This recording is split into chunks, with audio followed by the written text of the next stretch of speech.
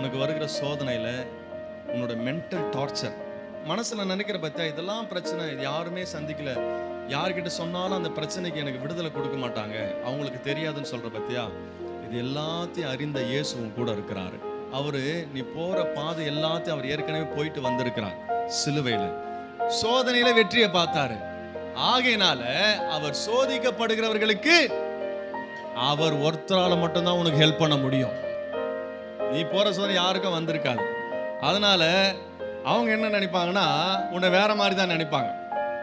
ஆனால் உன்னை அழைத்தவர் அந்த சோதனை எல்லாம் எடுத்து அந்த ஃபீல் அவர் அந்த பெயினை அவர் ஃபீல் பண்ணியிருக்கிறாரு. ஆகையினால கர்த்தர் உனக்கு அந்த தோல்வியில வெற்றியை தருவதற்கு, உன்னை கை தூக்கி எடுத்து நிறுத்துவதற்கு அவர் போதுமானவராக இருக்கிறார். ஆண்டவர் இயேசுவை மட்டும் பாருங்க. அவர் சோதிக்கப்பட்டு பாடுபட்டதுனால அவருக்கு தெரியும் நீ எந்த வழியில போறன்னு அவருக்கு தெரியும். அவருக்கு தெரியும் உன்னுடைய போராட்டம் என்னன்னு அவருக்கு தெரியும். அவருக்கு தெரியும் நீ எந்த பிரச்சனையில உன்னை விடுதலையாக்கணும் அவருக்கு மட்டும்தான் தெரியும். இந்த உலகத்துல வேற யாருக்குமே தெரியாது. ஆகையினால நீங்க அவரை பிடிச்சுக்கோங்க. அவர் உனக்கு எல்லாத்திலையும் விடுதலை கொடுக்க அவர் போதுமானவர். உன் வழிகளை புரிந்தவர் உன்னை விடுதலையாக்க அவர் வல்லவரா இருக்கிறார்.